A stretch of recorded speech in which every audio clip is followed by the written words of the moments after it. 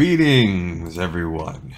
Welcome to not just another episode of Lore of Warcraft, but the 500th episode. So we have hit, that's a milestone, I would say. We put out a lot of content over the past 8 months. Yeah, it's pretty impressive. I don't think we're going to hit 1,000 before the end of this year, but either way, it's still pretty impressive number. All right, so on our last episode, we saw the Verisa and Falstad were freed from these trolls by some dwarves. These dwarves that happen to be in the employ of Krasis, just coincidentally. And that's about it. That's all that really happened. So stay a while and listen to chapter 16 of Day of the Dragon. This will get us about the 3/4 mark of the book.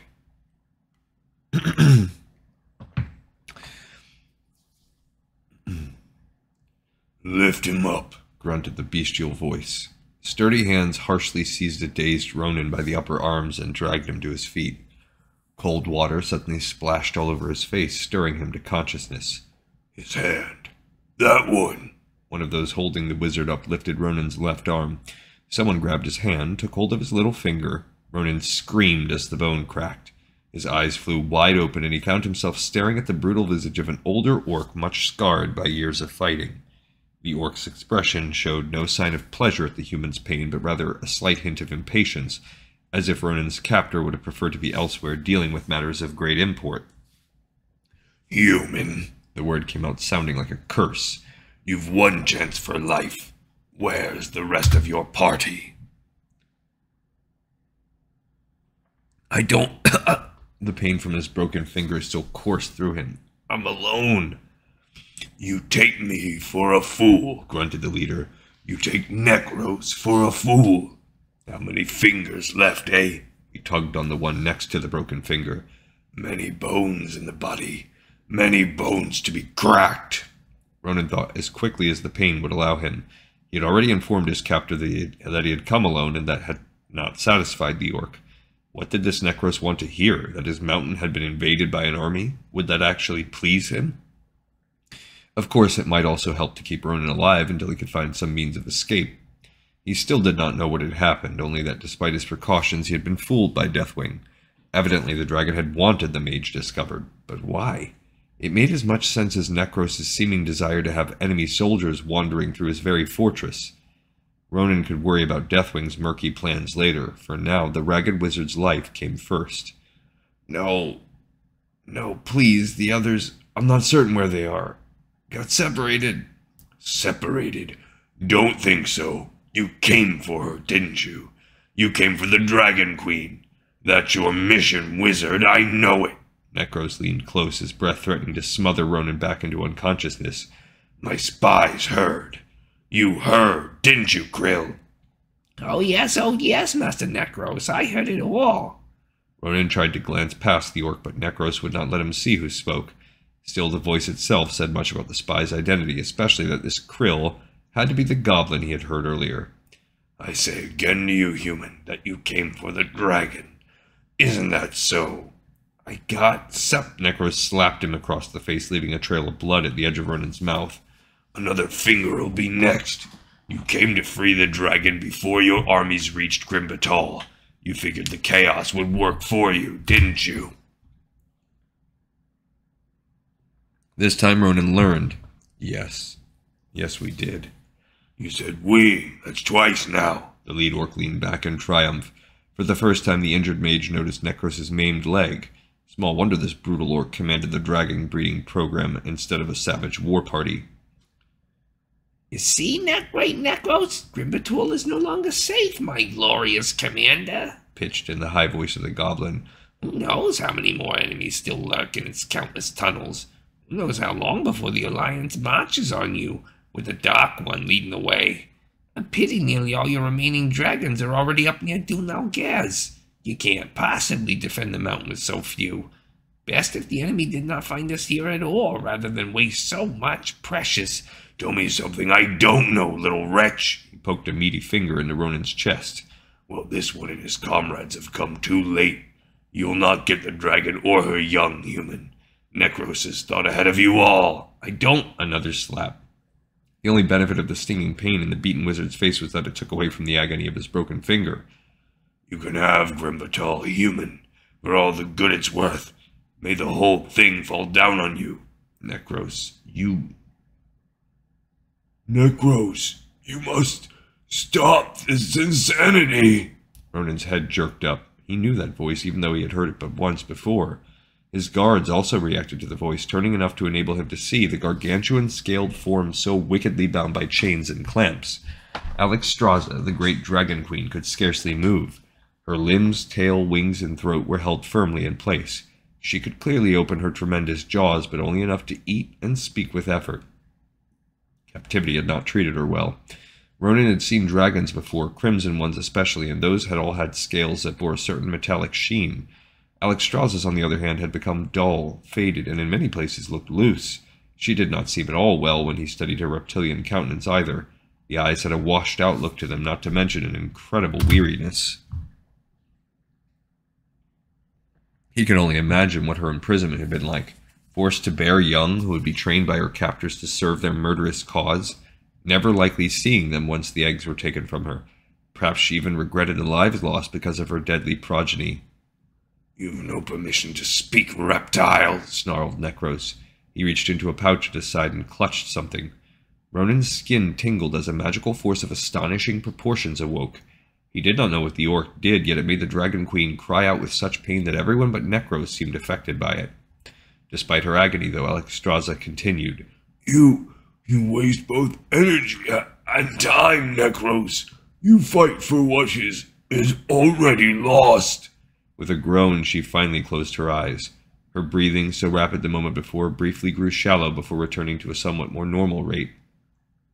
Only Zulahed commands me, reptile, the one-legged orc muttered. And he's far from here. His hand slipped free from the pouch. At the same time, the magical force that Rhonin had felt abruptly faded away.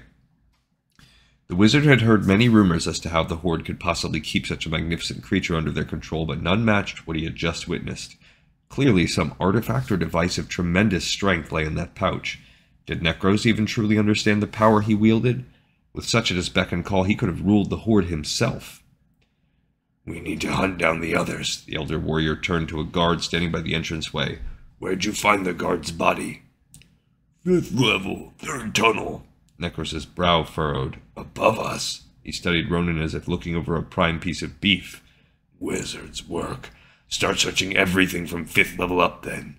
Leave no tunnel alone. Somehow they've come from above. A slow grin spread across his outlandish tusked features. Maybe not magic after all. Torgus saw the griffins. That's it. The rest of them came after Deathwing drove Torgus off. Deathwing serves no one but himself, Alexstrasza suddenly pronounced, eyes opening wide. She sounded almost fearful, for which Rhonin could not blame her. Who did not fear the Black Demon? But he works now with the humans, insisted her captor. Torgus saw him. His hand slapped the pouch. Well, maybe we'll be ready for him, too. Now Rhonin could not help but stare at the pouch and its contents, which, judging by the vague shape, seemed to be a medallion or disc. What power could it have that Necros believed would even work against the armored behemoth? It's dragons you all want. Once more Necros faced the wizard. And it's dragons you'll get. But you and the Dark One won't be happy long, human. He waved toward the exit. Take him away. Kill him? Grunted one of the guards in what seemed hopeful tones. Not yet. More questions later for this one, maybe. You know where to put him. I'll come right after to make certain that even his magic won't help him. The two massive orcs holding onto Rhonin pulled him forward with such vigorous force that he thought that they would wrench his arms from the shoulder sockets. Through somewhat blurred vision, he caught a glimpse of Necros turning to another orc. Double the work. Get the wagons ready. I'll deal with the queen. I want everything prepared. Necros passed from Rhonin's field of vision, and another figure entered. The goblin that the orc had called Krill winked at Rhonin as if both shared a secret. When the wizard opened his mouth, the malevolent little figure shook his oversized head and smiled. In his hands, the goblin clutched something tight, something that drew the human's attention. Krill slid one hand back just long enough for Rhonin to see what he carried. Deathwing's medallion. And as the guards dragged him out of the commander's chamber, it came to the worn mage that he knew how Deathwing had garnered so much information about Grimbatal. He also knew that whatever Necros planned, the orc-like Rhonin did exactly as the Black Dragon wanted.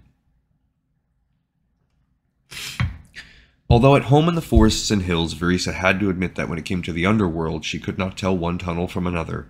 Her innate sense of direction seemed to fail her. Either that or the fact that she had to continually duck distracted her too much. Even though trolls used these tunnels from time to time, most had been hewed out by dwarves in the days when the region around Grimbatal had served as part of a complex mining community. That meant that Rom, Gimel, and even Falstad had little difficulty navigating them, but the tall elf had to walk bent over much of the time. Her back and legs ached, but she gritted her teeth, unwilling to show any sign of weakness among these hardy warriors. After all, Verisa had been the one who had insisted on coming here in the first place. Yet she finally had to ask, "Are we almost near?" "Soon, very soon," replied Rom. Unfortunately, he had been saying that for some time now. "This entrance," Falstad mused, "where is it again?" "The tunnel comes out in what used to be a transport point for the gold we mined. You may even see a few old tracks if the orcs haven't melted them all down for weaponry. And in this way we can get inside. Aye, you can follow back along the old path, even if the tracks are gone. Maybe some guards there, though, so it won't be easy." Verisa thought this over. "You mentioned dragons, too. How far above?" "Not dragons in the sky, Lady Verisa, but ones on the ground. That gets tricky, you might say." "On the ground?" snorted Falstad. "Aye, ones with damaged wings or too untrusted to let fly. Should be two on this side of the mountain." "On the ground," the dwarf from the Eyrie muttered. "Be a different sort of battle." Rom suddenly paused, pointing ahead. "There 'tis, Lady Verisa. The opening." The ranger squinted, but even with her exceptional night vision, she could not make out the supposed opening. Falstad apparently did. "Awful small. Be a tight fit. Aye, too tight for orcs, and they think too tight for us, but there's a trick to it." Still unable to see anything, Verisa had to satisfy herself with following the dwarves. Only when they had nearly reached what seemed a dead end did she begin to notice a little bit of light filtering in from above. Stepping closer, the frustrated elf noticed a slit barely big enough to fit her sword through, much less her body. She glanced down at the leader of the hill dwarves. "A trick to it, you say?" "Aye, the trick is that you must move these rocks here, carefully set by us, in order to open the gap big enough, but you can't reach them from the outside. From there it looks to be all one rock, and it'd take the orcs powerful more time than they'd like to do the job." "They know you are underground, though, do they not?" Rom's expression grew dour. "Aye, but with the dragons about, they fear little from us. The way you must go to get inside is a dangerous one. That must be evident to you. It frustrates us to be so close and yet be unable to rid ourselves of these cursed invaders." For some reason she could not fathom, Verisa sensed that the dwarven leader had not told her everything. What he had said might be true to some extent, but for some other reason his people had not made much use of this route. Had something happened in the past to make them shy away from it, or was it truly that dangerous out there? If the latter, did the elf really want to take the risk? She had already committed herself, if not for Rhonin, then for whatever she might do to help end this interminable war, although Verisa still held out hope that somehow she might find the wizard alive. "We should get started. Is there a certain pattern needed when removing the rocks from their positions?" Rom blinked. "Lady Elf, you must wait until dark. Any sooner and you'll be sighted, sure as I stand before you." "But we cannot wait that long." Verisa had no idea how many hours had passed since she and Falstad had been captured by the trolls, but surely only a few hours at most. "'Tis only an hour and a little more, Lady Verisa. Surely that's worth your life." "That little of a wait?" The ranger eyed Falstad. "You were out for a very long time," he replied to her unspoken question. "For a while, I thought you dead." The elf tried to calm herself down. "Very well, we can wait until then." "Good." The leader of the hill dwarfs clapped his hands together. "That'll give us time to eat and rest." Although at first Verisa felt too tense to even consider food, she accepted the simple fare that Gimel offered her a few minutes later. That these struggling souls would share what little they had spoke of the depths of their compassion and camaraderie. Had the dwarves wanted to, they could have very well slain Falstad and her after having dealt with the trolls. No one outside of their group would have ever been the wiser. Gimel took charge of seeing to it that everyone shared equally in the provisions. Rom, after taking his portion, slowly wandered off, saying that he wished to inspect some of the side tunnels they had passed earlier for any sign of troll activity. Falstad ate with gusto, seemingly enthused by the taste of the dried meat and fruit. Verisa ate with less enthusiasm, dwarven fare not famous for its succulent taste in either the elven or human realms. She understood that they cured the meat in order to better preserve it, and even marveled that someone had found or grown fruit in this dismal land, but her more sensitive taste buds even now complained to her. However, the food was filling, and the ranger knew that she would need the energy. After finishing her fare, Verisa rose and looked around. Falstad and the other dwarves had settled in to relax, but the impatient elf needed to walk. She grimaced, thinking again how her instructor would have called her so human right now. Most elves early on outgrew their tendencies toward impatience, but some retained that trait for the rest of their lives. Those generally ended up either living beyond the homeland or taking on tasks that let them travel extensively in the name of their people. Perhaps if she lived through this, she might choose one of those paths, maybe even visit Dalaran. Fortunately for Verisa, the tunnels here had been carved out somewhat higher than many of those through which she had earlier passed. For the most part, the elf managed to traverse the rocky corridors with minimal bending, even occasionally standing unhindered. A muffled voice some distance ahead suddenly made her halt. The ranger had journeyed farther than she had intended, enough so that she might very well have dropped herself right into troll territory. With tremendous care so as not to make a sound, Verisa drew her blade, then inched forward. The voice did not sound like that of a troll. In fact, the nearer she moved, the more it seemed to her that she knew the speaker. But how?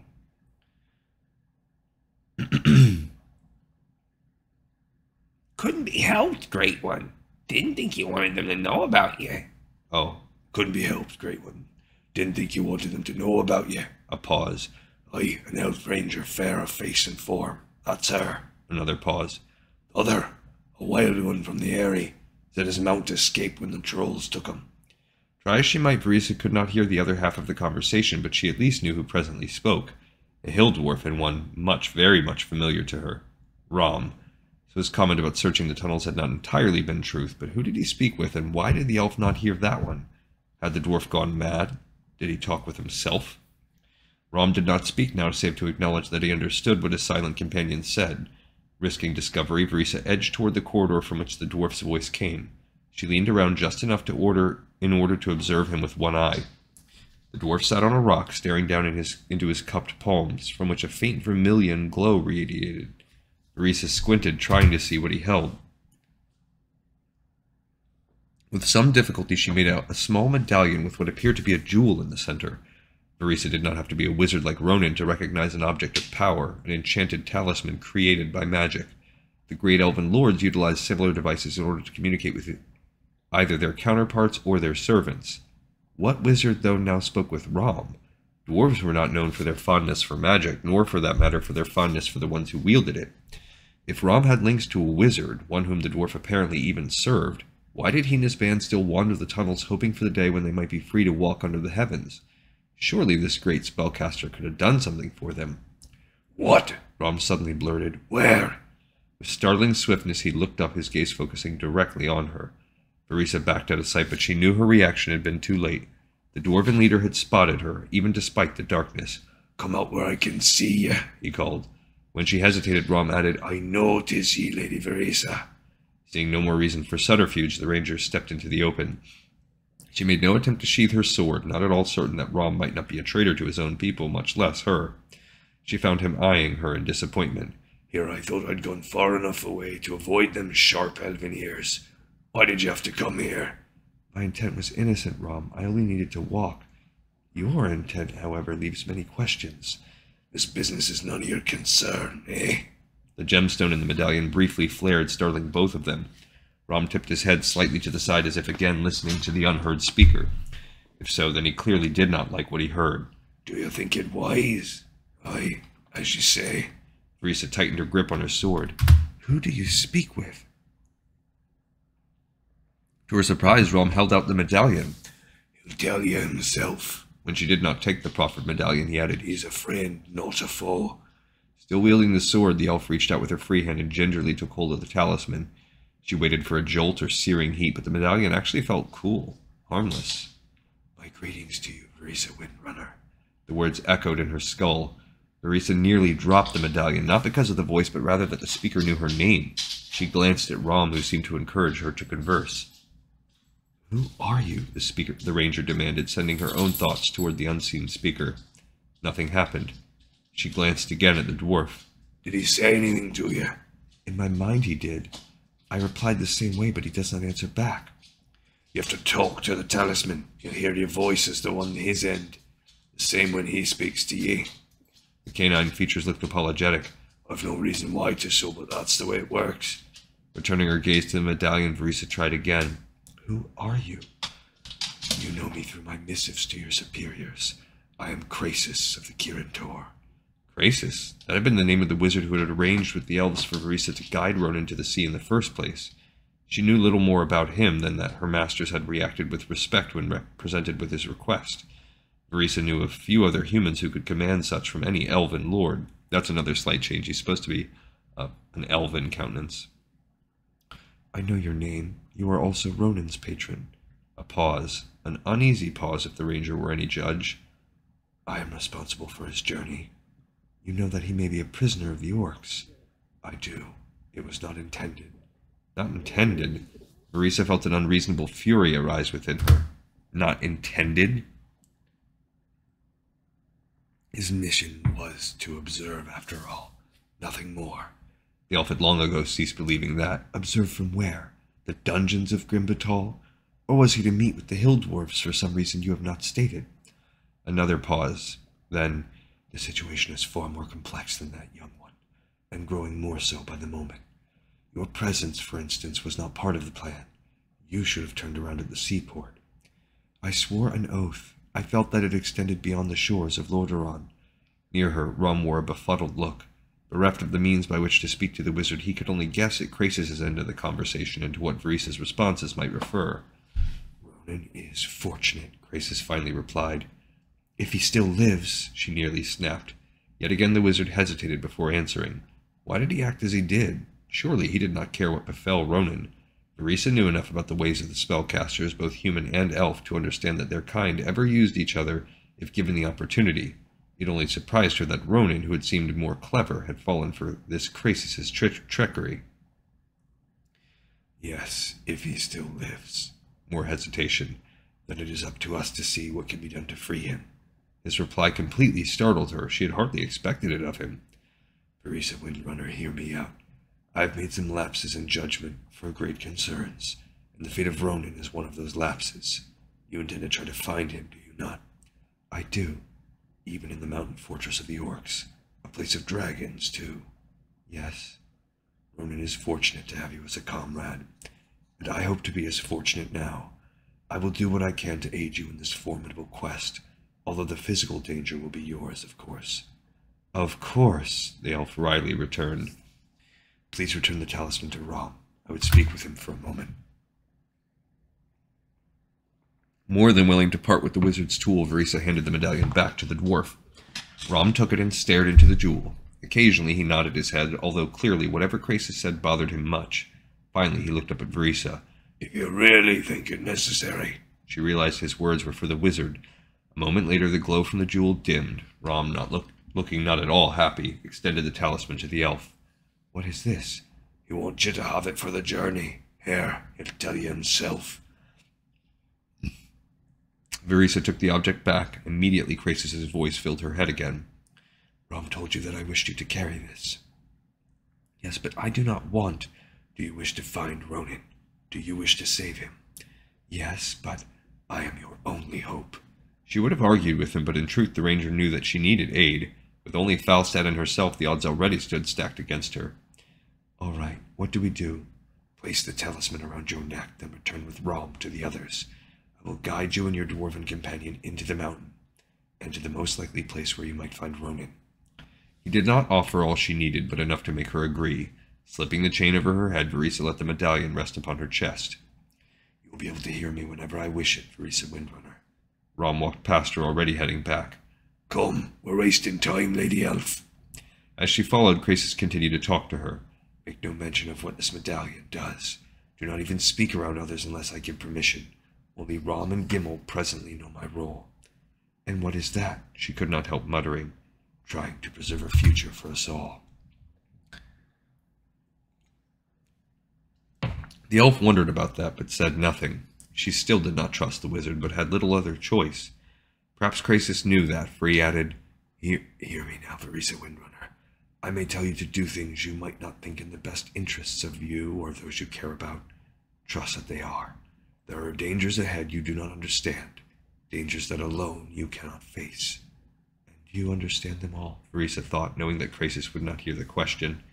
There's still a short period of time before the sun sets. I must attend to a matter of import. Do not depart from the tunnels until I give you the word. Farewell for now, Verisa Windrunner. Before she could protest, his voice had faded away. The ranger cursed under her breath. She had accepted the spellcaster's questionable aid. Now she had to obey his commands. Verisa did not like at all putting her life, not to mention Falstad's, in the hands of a wizard who commanded the safety of his far-off tower. Worse, the elves had just put their lives in the hands of the same wizard who had sent Rhonin on this insane journey in the first place, and seemingly left him to die. Alright, so we've got potentially some aid coming to Rhonin. We're 3/4 of the way through the book, and we've got this episode in the pipe, 5 by 5. I thank everybody so much for listening. I hope you enjoy it, and I'll see you next time on Lore of Warcraft.